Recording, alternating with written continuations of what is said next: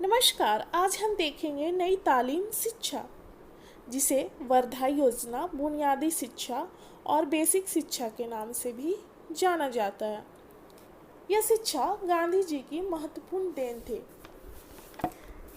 जिसका उद्देश्य बालक को शारीरिक, मानसिक और उसका नैतिक विकास के साथ साथ उसे स्वावलंबी भी बनाया जाना था, ताकि वह स्वयं पर खुद पर आत्मनिर्भर बन सके।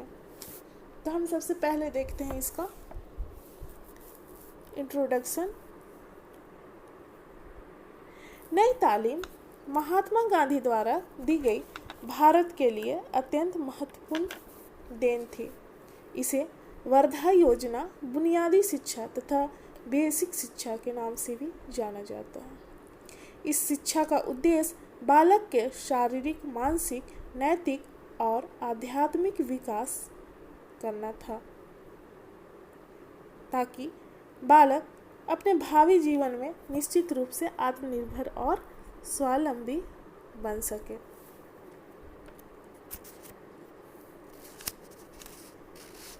सन 1937 में गांधी जी वर्धा में थे। 1937 में वहाँ के मारवाड़ी हाई स्कूल की रजत जयंती का समारोह के अवसर पर भारत के प्रसिद्ध शिक्षा शास्त्रियों, राष्ट्रीय नेता और समाज सुधारक को आमंत्रित किया गया था और अखिल भारतीय राष्ट्रीय शिक्षा सम्मेलन का गांधी जी के सभापतित्व में आयोजन किया गया था। इसी सम्मेलन में वर्धा शिक्षा योजना या नई तालीम शिक्षा या बेसिक शिक्षा की रूपरेखा रखी गई थी, अखिल भारतीय राष्ट्रीय शिक्षा सम्मेलन में,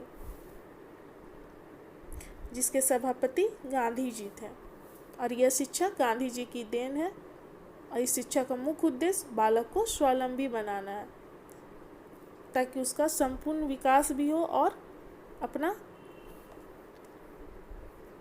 खुद पर निर्भर भी रह सके। आगे देखते हैं क्या रूपरेखा थी। नई तालीम शिक्षा के पाठ्यक्रम की अवधि 7 वर्ष की थी। 7 से 14 वर्ष तक के बालकों एवं बालिकाओं के लिए निःशुल्क एवं अनिवार्य शिक्षा की व्यवस्था की गई थी। शिक्षा का माध्यम अंग्रेजी था, मातृभाषा था और पाठ्यक्रम में अंग्रेजी का कोई स्थान नहीं था। 5वां, संपूर्ण शिक्षा का संबंध किसी आधारभूत शिल्प से था।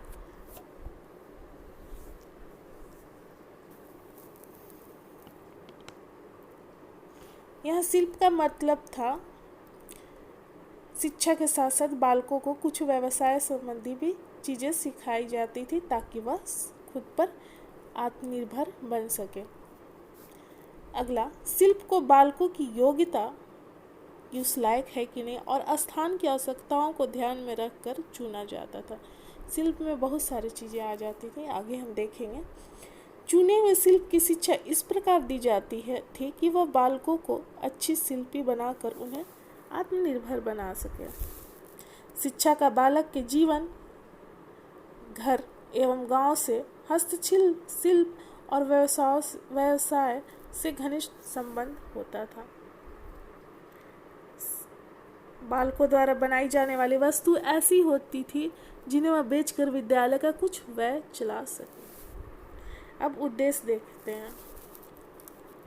आर्थिक उद्देश्य क्या था नई तालीम शिक्षा का? इस उद्देश्य से 2 अभिप्राय थे। बालक द्वारा बनाई जाने वाली वस्तुओं को बेचकर विद्यालय के व्यय की आंशिक पूर्ति करना, यानी कि विद्यालय में जो खर्च हो उनकी वह पूर्ति कर सके। दूसरा, बुनियादी शिक्षा प्राप्त करने के पश्चात बालकों का किसी उद्योग के द्वारा धन का अर्जन करना, ताकि उनकी आर्थिक स्थिति भी ठीक हो सके, जो पैसा मिले उद्योग से, कारखाने से, या ये हस्तशिल्प से संबंधित घरेलू व्यवसाय। नैतिक लक्ष्य, आधुनिक भारतीय समाज का आज के समय में नैतिक पतन तेजी से हो रहा है, जिसमें बुनियादी शिक्षा का मुख्य उद्देश्य है बालक का नैतिक विकास करना। सांस्कृतिक उद्देश्य, हमारी शिक्षा प्रणाली में यह देखा जाता है कि भारतीय संस्कृति का ज्ञान न कराकर केवल पश्चात आदर्श एवं विचारों को अंधाभक्त बनाया जाता है, जो कि फलस्वरूप वे अपनी परंपरागत संस्कृति से वे अनभिज्ञ हैं कि हमारी संस्कृति क्या है। जबकि गांधी जी ने शिक्षा की अपेक्षा शिक्षा के सांस्कृतिक पक्ष को अधिक महत्व दिया था।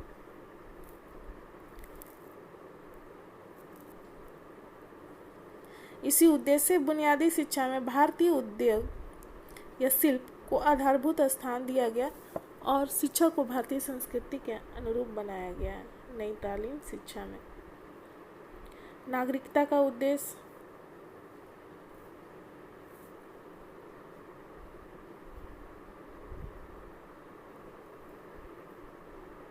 देख लीजिए।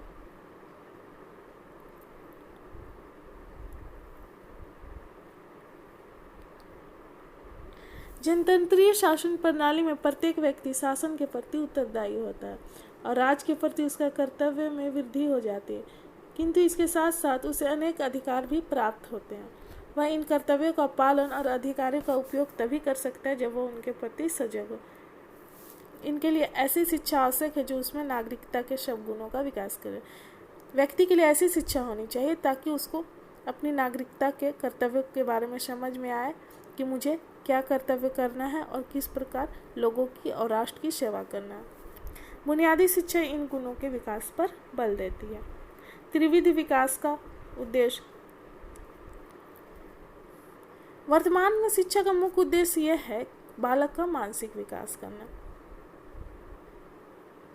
उनका शारीरिक और आध्यात्मिक पे तो बिल्कुल ध्यान नहीं दिया जाता वर्तमान में। इस प्रकार बालक का केवल एकांगी विकास होता है। इसके विपरीत बुनियादी शिक्षा जो है बालक के शारीरिक, मानसिक और आध्यात्मिक विकास के प्रति पूर्ण ध्यान देती है।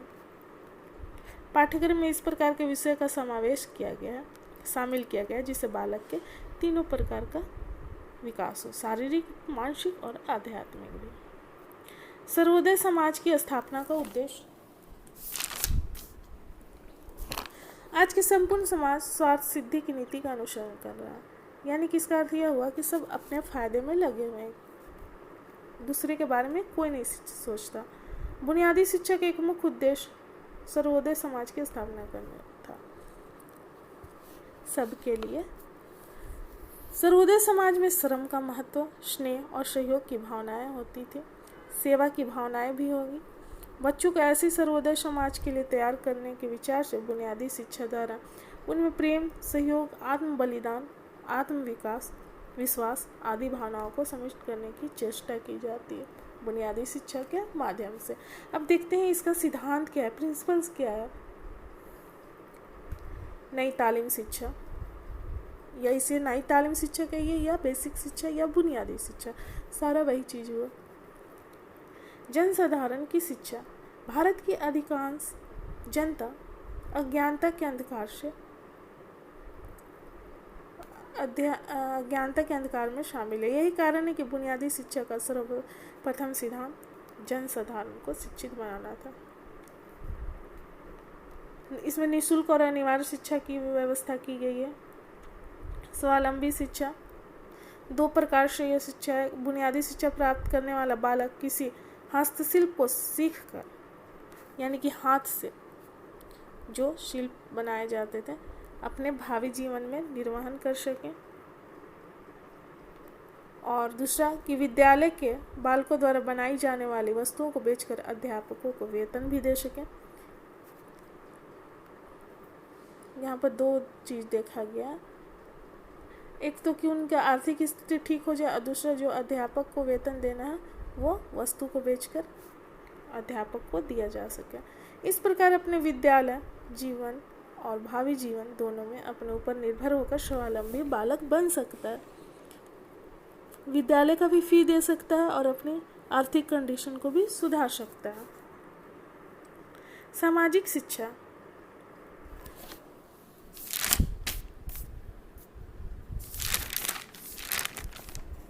बुनियादी शिक्षा के द्वारा एक ऐसे समाज का निर्माण करना था कि जो प्रेम और न्याय पर आधारित हो, जिसका मूल मंत्र सत्य और अहिंसा था। यही कारण है कि बुनियादी विद्यालय में बालकों को इसी प्रकार के समाज में रहने का प्रशिक्षण दिया जाता है। शिक्षा का माध्यम मातृभाषा। इसमें बुनियादी शिक्षा में अंग्रेजी को कोई स्थान नहीं दिया गया है, मातृभाषा को शिक्षा का माध्यम बनाया गया। हस्तशिल्प की शिक्षा, इसमें बुनियादी शिक्षा में हस्तशिल्प को केंद्रीय स्थान दिया गया और सब विषयों की शिक्षा उसी के माध्यम से दी जाती है। शारीरिक श्रम, बुनियादी शिक्षा में हस्तशिल्प के माध्यम से शारीरिक श्रम को महत्वपूर्ण स्थान दिया जाता है। इसके 4 लाभ हैं। इससे बालकों को शिक्षा का व्यय निकल जाता है, यानी कि शिक्षा पर जो खर्च होती है। दूसरा, इससे इनको किसी व्यवसाय का प्रशिक्षण भी प्राप्त हो जाता है कि किस व्यवसाय को कैसे करना है। इसमें उनमें इससे आत्मविश्वास उत्पन्न होता है। अब गुण क्या है नई तालीम शिक्षा के या बुनियादी शिक्षा के गुण या विशेषता देखेंगे। क्रिया प्रधान शिक्षा, क्योंकि इसका संपूर्ण आधार अनुभव माना गया है। बालक प्रधान शिक्षा, इसमें बालक को शिक्षा का ग्राहक समझा जाता है, अतः इसकी आवश्यकता का अध्ययन किया जाता है और उनको पूर्ण करने का प्रयत्न किया जाता है।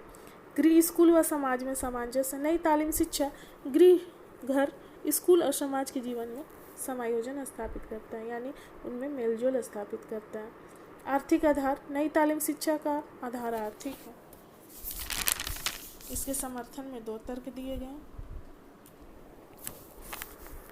नई तालीम विद्यालय में बालक द्वारा बनाई जाने वाली वस्तुओं को बेचने से विद्यालय का कुछ व्यय निकल सकता है। और दूसरा, बालक किसी हस्तशिल्प को सीखकर, यानी जो हाथ से किया जाता है काम, मशीन से ना किया जाकर, अपने भावी जीवन में धन कमा सकता है। सामाजिक आधार, नई तालीम शिक्षा का आधार सामाजिक है, क्योंकि उसमें बालक के अनेक सामाजिक गुणों को विकसित करने की चेष्टा की जाती है। बालक में हस्तशिल्प के माध्यम से सेवा और स्नेह, सहयोग, सहिष्णुता, आत्मसंयम और आत्मविश्वास के गुणों को सुविकसित करने का पूरा प्रयत्न किया जाता है।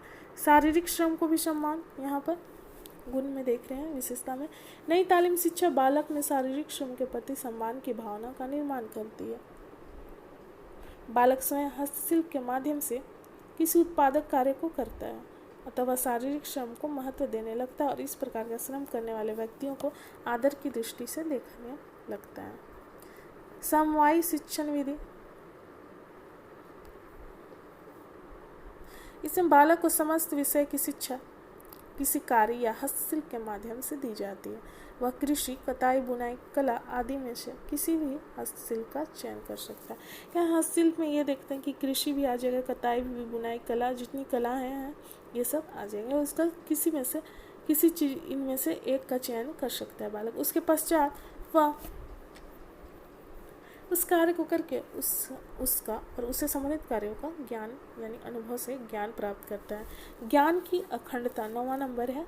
नई तालीम शिक्षा में ज्ञान को एक अभिन्न और अखंड इकाई माना जाता है, तथा शिक्षा के सब विषयों को अलग अलग विभाजित नहीं किया जाता और न ही उनका ज्ञान को अलग अलग दिया जाता है। सब विषयों का ज्ञान किसी उपयोगी शिल्प के द्वारा परस्पर संबंधित करके दिया जाता है। शिल्प द्वारा शिक्षा, नई तालीम शिक्षा का माध्यम आधारभूत शिल्प है। सब विषयों की शिक्षा इसी शिल्प के माध्यम से प्रदान की जाती है।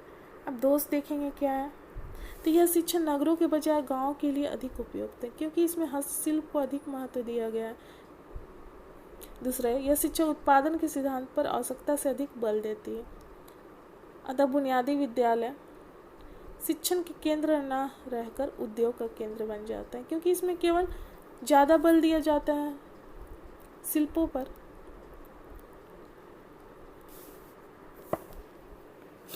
यह शिक्षा कताई, बुनाई और धुनाई के समान प्राचीन उद्योगों को महत्व देती है। इस प्रकार यह शिक्षा भारत के औद्योगिक उन्नति के बाधक है, क्योंकि वर्तमान में सारा मशीन द्वारा ही कार्य किया जा रहा है, इसलिए यह औद्योगिक उन्नति के बाधक है। यह युग मशीन का है, न कि हस्तशिल्प का। हाथ से कार्य अब बहुत कम होता है, क्योंकि हाथ से कार्य करने में धीरे धीरे होता है और समय बहुत अधिक खर्च होता है। यह शिक्षा किसी हस्तशिल्प के माध्यम से बालक को सब विषय का ज्ञान प्रदान करने की चेष्टा करती है, जो कि असंभव है। हस्तशिल्प के माध्यम से संपूर्ण ज्ञान बालक को नहीं दिया जा सकता है। अगला नंबर, यह शिक्षा का आधारभूत शिल्प के द्वारा ना तो बालक का सर्वांगीण विकास करने में और न ही उसे सामान्य शिक्षा प्रदान करने में सफल हो सकती है। निष्कर्ष देख लीजिए।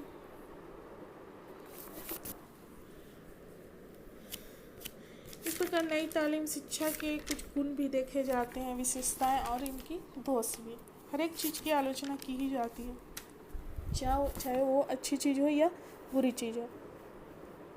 जबकि नई तालीम शिक्षा का उद्देश्य गांधी जी के द्वारा दिया गया उद्देश्य यह था कि बालक का शारीरिक, मानसिक, आध्यात्मिक और नैतिक विकास भी हो और वो आत्मनिर्भर भी बन सके। यहाँ पर हमारा समाप्त होता है नई तालीम शिक्षा। अब मिलते हैं अगले वीडियो में। धन्यवाद।